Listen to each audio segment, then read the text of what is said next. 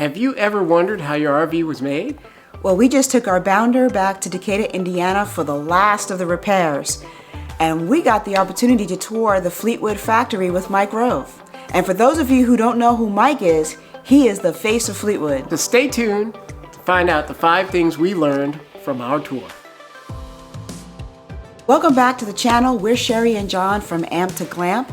And if you're new to our channel, we are RV newbies finding our way and bringing you along on the journey. If you'd like to learn more about our experiences with our Fleetwood bounder, just take a look at our playlist right over here, over Sherry's head. Now, we've decided to only show you pieces of the tour just because it's very, very loud. Not only is there loud machinery, but there was very loud music. And after watching the video, it gave me a headache, and I didn't want the same thing to happen to you. So, if you're interested in seeing the complete tour, put it down in the comments below, and we'll put that video out for you. Mike, we are so glad that you kept your promise to us. We are so excited to see how things are made. Do you think you could take us on a tour? Absolutely, let's do it. Fantastic, let's do this. So the first thing that we learned during our tour was that the factory is extremely loud. Listen to this. That wasn't supposed to happen. Yeah. The sounds can be overwhelming, but they make sure that all of the employees and the visitors are well protected with earplugs and eyeglasses while you're touring the facility.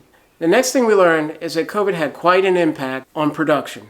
Listen to what Mike Rove has to say. Then the supply chain kind of got broken up, and then staffing got messed up a little bit, but... Is that putting you guys like behind schedule?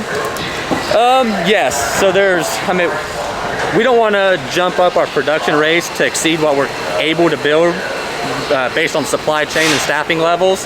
Yeah. Because whenever you start basing your production rate on sales versus what you can build logistically, you start losing quality, right? Absolutely. So we would rather sacrifice a couple units coming offline to maintain that quality. We're probably doing 6 or 7 gas units right now, and the bounder's the #1 selling gas product, so I would say we're probably doing 2, maybe 3 a day by the time we do the whole mixture. The third thing we learned is that there really isn't a lot of automation in the RV process. It is completely different from the way that cars are made. And while manufacturers are trying, they're just not quite there yet. Yeah, this is about the closest we get to robots in the RV industry. Well, now we have this CNC router, and everything's precisely cut now. So that's about they put up to a 45-foot wall on there, and then the CNC router comes in, they program what floor plan, and it comes through and routes all the holes. Oh, wow. So that's going to make for a tighter fitting window, right? You said water is the worst thing in a motorhome, so with a tighter fit, less chance for water to get in. The fourth thing that we learned is that paint takes a really long time. It is a tedious process, and I give a shout out to those folks, and it was all women that were like doing the most part, lines. yes. I give you a shout out because that is a lot of work, and you have to be very precise. It is a job I could never do. And what surprised me was that the paint shop was as large as the manufacturing shop. And the one thing that I did notice is that they had made changes to that plant in order to accommodate all of the additional orders. So I like to stop at this board because there's a lot of interesting numbers on it. One that I find the most interesting is this facility right here sprays 64,000 gallons of paint a year. Wow, that's impressive. Yeah, 64,000 gallons. 8 million linear feet of masking tape goes through this facility. We currently have 10 spray booths, and this facility right here is 120,000 square feet. So I just find it very interesting. You look at the size of our whole manufacturing facility over there, and then compare that to our paint facility. This is darn near the same size as that. Wow. And they're building a whole motorhome over there. Now, I do have one important question. Yes? Why do most RV manufacturers paint giant swirling designs? Yeah. No, I understand that. I get that a lot. I know at one time we did offer 2 paint jobs. Yeah. One was a contemporary, one was a traditional. Right. So one of them had the swirls, and then you could opt in to get the straight lines. Yeah. And to be honest, the straight lines did not sell near as good as the swirls. Oh, okay then. There you So go. I understand. Everybody asks that question though. I mean, it's one of the biggest questions. So this building runs a lot like the production line over there. It's currently in a big horseshoe. We're in the middle of rerouting this line to get more efficient, but I mean, it starts way down there.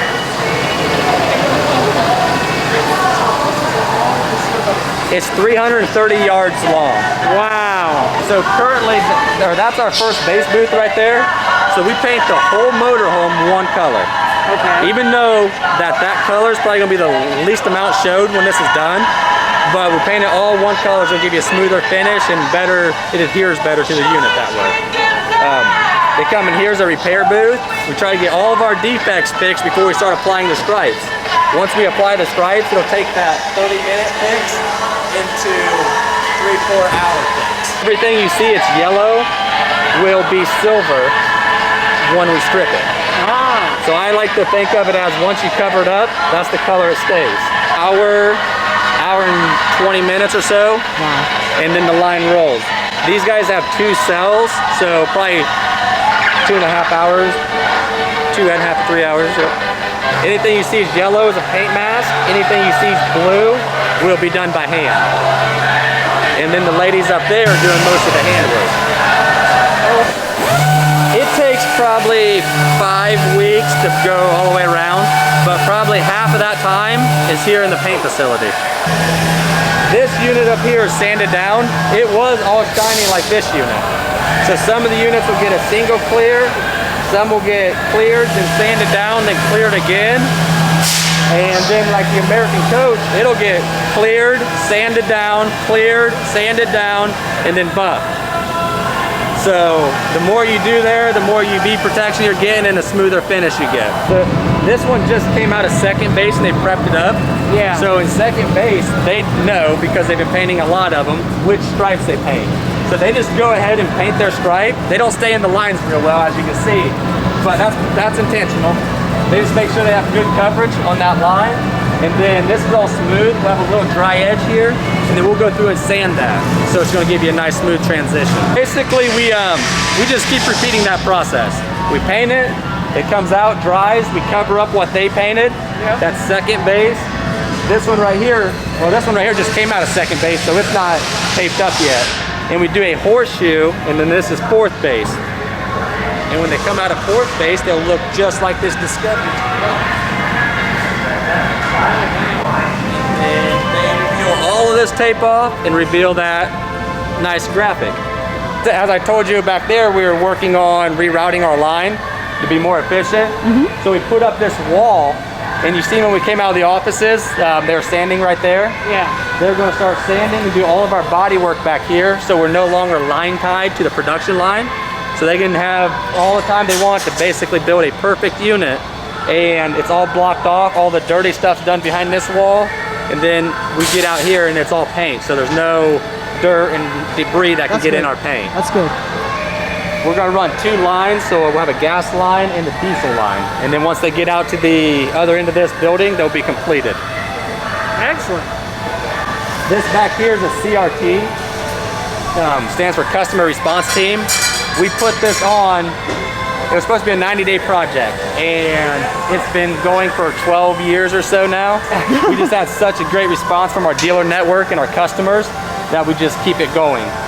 They're looking for any like dull spots in the paint, any sealer that might be sloppy or something like that. Right. They'll go through and address that. So let's talk about the one thing and the final thing that everybody wants to know about, and that is quality. I hope Mike doesn't hate us.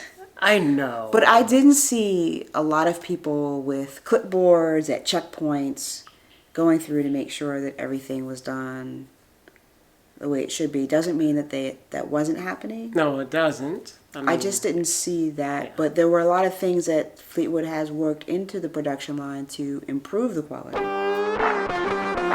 But one thing I like to point out on the floors, which is very, you can see it really good on this side, we have a full sheet steel underbelly. Some of the competition you might find material like Darko, which is basically like a tarp, right? You put a tiki torch in there or a lawn chair in there, anything that catches that tarp, it's going to rip it. You put anything in here, you don't have to worry about anything ripping. Very durable and a very good moisture barrier right there. Here's our interlocking extrusions. This right here is unique to what we do. I don't know of many other manufacturers that do this. Our sidewalls actually lock into this track right here, so that way there's no weight at all supported by screws. We'll have the other side of this that just locks straight into here. And we all have grandkids and kids, right? And what happens to screws? They work loose. Right. So with this concept, you don't have to worry about any of that. Your walls will always be locked together, making for a quieter coach, less room for water intrusion, and all that. You see all the blue stuff on the walls?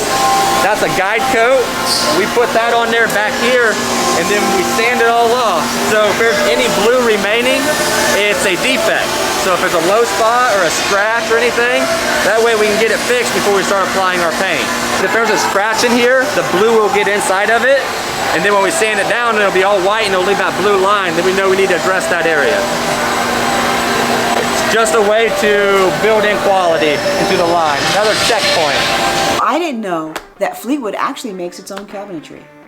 No. And they're very particular about the type of wood that they use and how they put it together. Take a look at this. We build our cabinets, everything but the face frames. We buy those. Really? You build the whole thing? Yep. Okay. This is the only part of it that we purchased. This is the Greystone on the Fleetwood side, Whispering Wind and Holiday Rambler, but they come in like this. And we have a machine over there. It's kind of like a bullet press or something. It'll drill out, route out the hole for the European hidden hinges. Yeah. It puts the hinges in it and screws it down. Okay. All with like one pull of a lever. So that lets us use this door for a left side or a right side opening door. And most of our doors will have all the bow tie joints. Yeah. So you don't have to rely on pins or glue holding this door together. We still have the glue and stuff in there, but there's no way for this to separate, which is nice feature to have in your cabinets. You don't want your miters to start coming apart. Right. Look at some of this wood right here between the plywood and the pine. What's one thing you don't see? OSB. We don't use no OSB at all. Isn't that like press? Yeah, OSB is basically wood chips glued together. Right. So the problem with OSB is, I mean, it's cheap, but it's highly affected by moisture, water, anything like that, high humidity.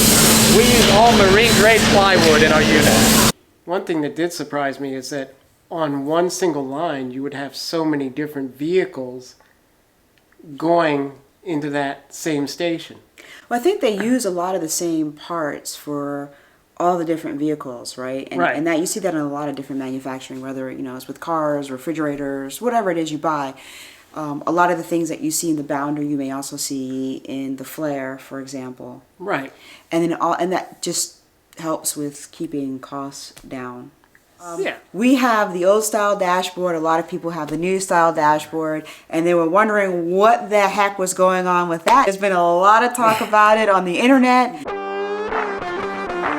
A lot of questions on the internet about why you guys decided to switch to that.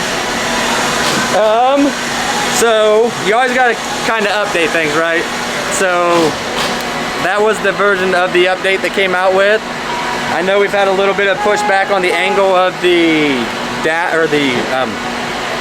display. Right. So we are working on that to try to get that angled more towards the driver. But yeah. So that was a planned decision, because a lot of people thought that maybe you guys switched because of COVID, because of supply issues. No. But this was actually a design change that you... Yeah, it was a design change, correct. I think it was mostly because you did a mid-year change instead of wait until model year. Yeah. Correct. Yeah. Because when I got mine, when we got ours in April, it seemed like it was a 50-50 chance you Of had which that. one you're gonna get? Yeah. Yeah, there was a time where, I mean, your supplies versus when you ordered the new stuff, and it's like, do you order a bunch of the old stuff again? Yeah. Or switch? So they just switched mid-year on that. Yeah. I mean, I can see where it would be a nice, sleek dash. It's not as bulky and doesn't come out as much. But if you guys decide to turn it more towards the driver, I think it's a nice option. Yeah, I mean, it looks nice, I think. Everything's nice, but I understand the, you know, the gripes we get about the angle. And hopefully we get that addressed very soon. Okay, so you think that maybe by mid-year or next model year you'll have addressed that? I know engineering is very aware of it. I don't, Okay. right now I don't want to put like a time frame Sure, I because understand. I don't even know when the coaches are coming offline right now. We are very grateful to Mike Rove and to Yes. Fleetwood for letting us do a tour of the factory, especially since tours are shut down right now. You can't go get a tour because of COVID. So we were very fortunate in that regard. We were. All right, guys, thank you very much. And don't forget, if you find any value in our content, please like, comment, subscribe, and hit that notification bell. YouTube loves it. And we want to try to reach as many people as we can. We want to grow our channel. You took my thing. Go, you can say it. You already said it. Okay then. Bye! That's so wrong. Okay.